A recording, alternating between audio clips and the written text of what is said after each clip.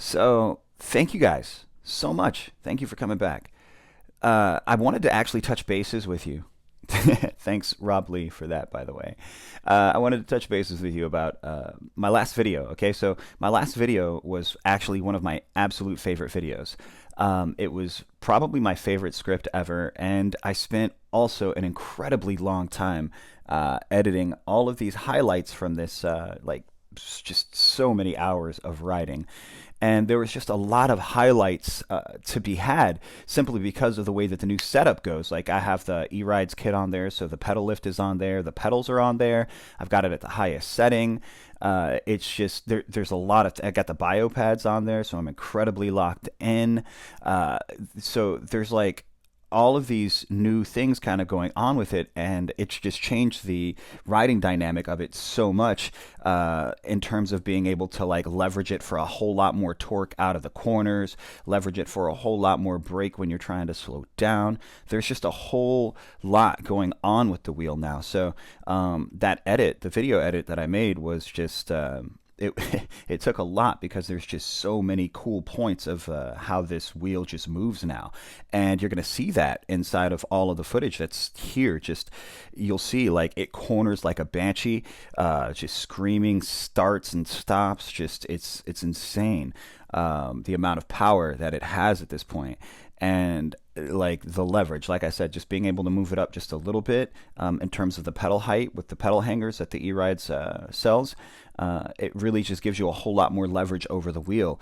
And it just makes it to where you can drop it sideways in a corner, and you can, like with just your legs in a very easy way, like make it to where that it turns just stupid, stupid, stupid. And I mean, you can go inside of like weird stuff where your pedals would normally clip, like you can see right here, and my pedals don't clip, so I'm able to just kind of truck through. I think I get bogged. Yeah, I get bogged there, and I end up losing it. But it wasn't for lack of trying. So let's talk a little bit about the adventure, man. Just kind of want to shoot you my thoughts, really concise little review of this thing. I have been kind of staying away from like review things. Just typically been writing these things and kind of doing exhibition style stuff. But I just wanted to touch on it real quick. So the performance. Yeah, the bottom end torque for this thing is the best that I've ever experienced on any wheel. That's just period, hands down. The range sucks. It's like 25, 30 miles. If you're absolutely beating it down, you're going to, maybe 20 miles if you're lucky, if you're absolutely beating it down. Maybe like 35 miles, 40 miles tops if you're being gentle with it is how I feel when I'm riding. That's just kind of what it seems like in practice. Maneuverability out the gate, its maneuverability is okay. The pedals are a little bit lower than I'd like them to be out the gate. With the E-Rides pedals, being able to lift them up, the pedal hangers, it makes the maneuverability like the absolute best out of any wheel that I've ever had.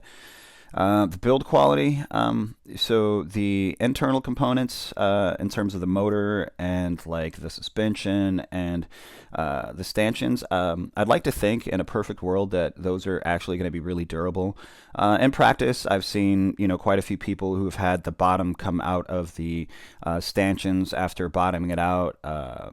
Most people have sticking suspensions because they just didn't come out of the factory balanced very well in terms of the motor side to side. So a lot of tightening the foot bolts, the hanger bolts to the wheel, maybe having to put shims in there in order to balance things. Even had one friend who Inmotion told him that he should try to tear down the motor and rebuild it in order to stop some kind of sound stuff. So I mean, it's weird. Like in a perfect world, I think that the wheel is very durable. In practice, right now, I mean, it didn't come out that great in terms of how they've sent it to the customers. Water resistance, they say it's great. I don't know. I've taken it through several watery situations, and it is IP rated. But we always take that with a grain of salt because in practice, you just never know. Ride comfort. The suspension is pretty stiff, but that makes it really nice for when you are doing all of the aggressive things. Like riding downstairs, doing big drops, doing big jumps. The tire that came with it in the batch one didn't have a whole lot of traction on paved roads. It just felt like a slick kind of compound of rubber. The knobbies, though, made it really, really good off-road. That's what you see me using right here. Um, Ergonomically, it's not really designed super duper well for seated riding, but in terms of handling, I love it. It's got the little foam pads up by the calves that make it a little bit easier for when you're leaning into it, trying to mitigate wobbles or things like that. It's got some of the best connectivity features out of any wheel, with regard to technology and features. Inmotion just does a really great job with that. So like you can just modify so many things inside of the app, but that's a fait accompli because the app right now, I mean with the firmware right now, it's just kind of incomplete. It's got a lot of vibrating and just weird things, that are kind of inconsistent with the firmware right now. I'm sure they're working it out, but they're not doing a really great job with communicating people about how they're working it out. So we'll see what happens. I don't know. I want to love the wheel. I want to love Inmotion, but with next to zero communication coming from them, and no feedback or acknowledgement of the errors that are happening with the wheels, it's really hard to trust them. The safety features, in theory, the tilt back for Inmotion has always been pretty epic, but again, the way that the firmware feels, I just don't know. I'll get some feedback and some flack for that, but I just don't know because, we don't get any feedback in the community. I know a person who broke their thumb jumping the wheel. And so, as far as safety goes and acknowledgement of safety and issues and stuff like that, it's not really super. Inmotion's not keeping their track record tight. I'll say that. The battery and charging takes forever to charge it. The battery's okay. It's a 50 GB. I think it competes fairly well with the 50S on the platform that we have it here. Charging time, like I said, takes for absolutely ever. The charger's effing monstrous. The charging port is really, really nice. The battery thing, the charging port is just like the best I've ever seen. It has like a double seal when you flip it up. It's just really, really well enclosed there.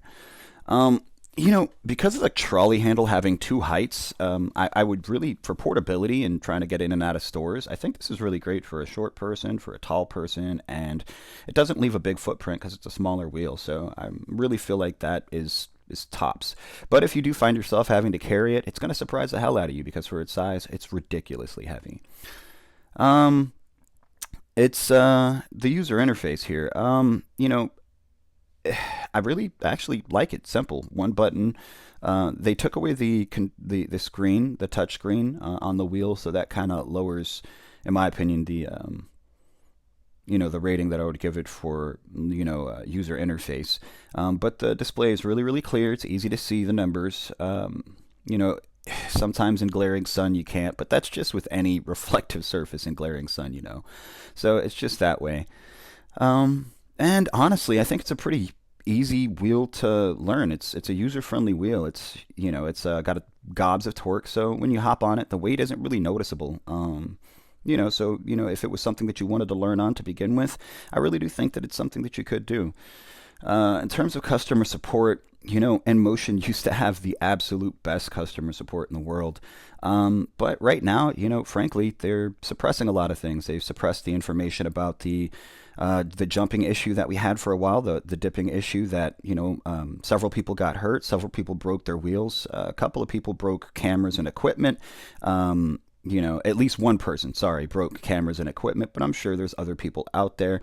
And we've had zero acknowledgement from Inmotion with regard to any of this stuff.